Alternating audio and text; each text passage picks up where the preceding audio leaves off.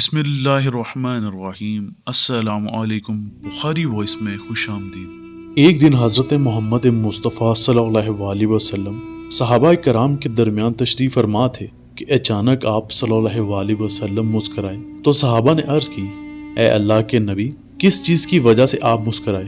آپ نے فرمایا، میں نے دیکھا کہ اللہ پاک دو آدمیوں کے درمیان صلح کروا رہا تھا۔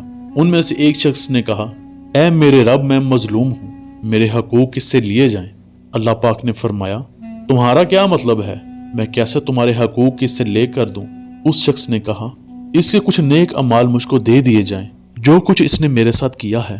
جب دوسرے شخص کا نامہ اعمال دیکھا گیا تو اس میں کوئی نیک کم نہیں تھا، تو وہ شخص بولا کہ میرے برے اعمال اس کے نامہ اعمال میں ڈالے جائیں۔ اللہ پاک نے فرمایا، کیا تم اس سے مطمئن ہو جاؤ گے کہ تمہارے برے اعمال اس کے کھاتے میں ڈالے جائیں؟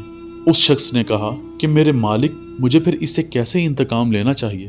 اللہ پاک نے فرمایا، اپنے دائیں طرف دیکھو۔ اس شخص نے جب اپنے دائیں طرف دیکھا تو اس کو محلات، وادیاں اور باغات نظر آئے۔